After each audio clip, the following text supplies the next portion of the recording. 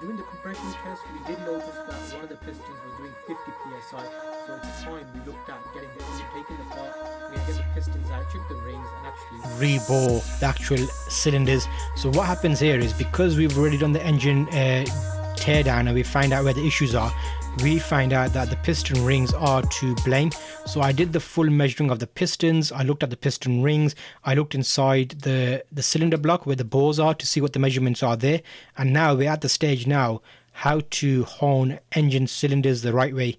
So we've got this tool here which I tried on a big drill first, and I was like, I don't need that much power, and then I went for my smaller drill. This is a spring-loaded honing tool that allows you to hone out the bore. Now with this, it's actually grinding stones that are attached on, and it gets a bit of compression and it pushes to the outer circle, and you're basically grinding slowly to get a nice thatch pattern inside the cylinder. So why this helps is, when you have new rings, it helps them bed in, and the more scratches there are, there's more retention there for oil inside, which means that you'll have nicer, cooler engine, because obviously the explosion takes place right here in the cylinder, and these will be allowing my new rings to get bored a lot better. So I'll show you slow progress of this and how long it took me. I think it's about 20 minutes per side that I ended up spending to get rid of that glossy finish. You saw at the starting how it looked, and then the slightly dehazing. I want it to be a bit more not smooth, I want it to be a bit rough, and I want it to have a nice cross pattern, which is why you'll notice I'm using the honing tool. When I'm spinning slowly, I'm going up and down at the same time, so it's actually creating swirling effects inside the cylinders.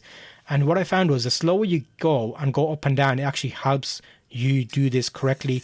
And then you need to clean these off every now and again. So I was using carb cleaner to get rid of those elements inside the bore, and also every now and again I'll just put it into a bucket of water and then spin it to get the debris away from the stones that I'm using to hone. And here you can see how it's actually working. It's simply the case of cleaning the stones, applying through the process, and repeating.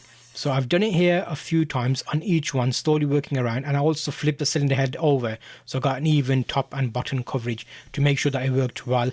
So this is something that will need to happen if you're either putting new rings in or new pistons. If you had this done professionally and you went to like a machinist and rebored it, they would already have done this for you with their machines. But obviously I don't need to rebore this to make it a bigger size. I'm still at the standard 61.9 millimeters, so that's like 62 millimeters rounded up. That's the sizing on the standard bores on the Honda Super Dream 250cc. I was lucky enough to be able to get rings. I tried David Silver's. Everybody gets parts from them. I phoned them up and they're like, we haven't got the rings in, the standard ones, and it'll take about a month. So I was like, okay, interesting. I had a look on Amazon and I was able to pick up rings and pistons at 62 millimeters. The pistons were for a different motorcycle, but I was able to use the rings. I did the measurements and checked the gapping for those, and those are perfect. So that's why we're now here, basically cleaning out the cylinders, honing them down so we can put the new pistons and rings in. So at least we're one step closer to getting this built back up again, and then we can look at the further projects around the aesthetics of the motorcycles. The engine's working well and the compression's working well. Once we know that's good, then we can move on to the next bit. So it's all down to just getting this to a nice standard. The hone tool itself, I found it easy to use. However, sometimes it kept dropping out from the drill because it's got a spring load in there. You'll see at the end of this video, I've put like a couple of bloopers where it kept dropping out and I felt like a complete noob. But these springs, you also want to get the right measurements to see which ones you've got. And they do say the stones, a smaller size is better than bigger. But these ones were long, as in it reached most of the cylinder.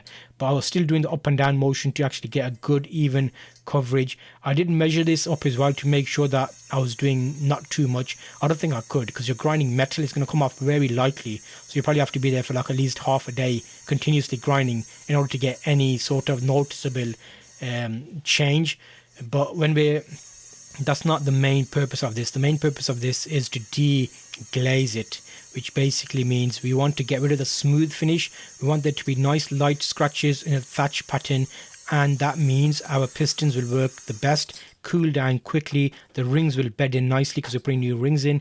And once you've done this, you will need to clean it up nicely and then use these tools, telescopic gauges, to make sure you're still within parameters. Remember, I did a video about how to do this and explaining what I used.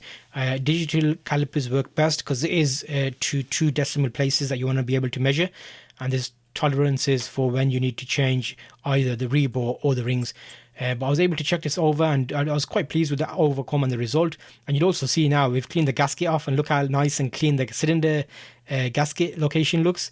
I've got a full set of gaskets as well, and I'll be looking at tappets, so all of that will be to come, but we're keeping a cap on this, and we've got a bit more progression today. So it's nice that we've been able to get through a majority of this project, and it's always great that we only picked this up in, I think, end of January or start of January, and we've been able to get like a good number of progression on this. So we've got a number of projects on, and trusted creators are allowing me to keep this going for you on this video, and all these items you see I use, they are linked in the description, so you can actually check them out if you're doing this project yourself.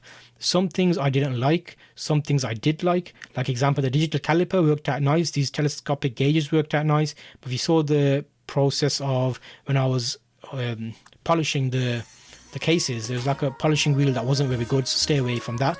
But in this process, we're getting a lot closer. If you're enjoying this series, make sure to subscribe so you actually get notifications directly to your phone each time I load a new episode. I've got loads of videos planned for this bike when we get it back on the road, so it'd be good to have you along on the journey with me. Take care, and I'll see you in the next video right here.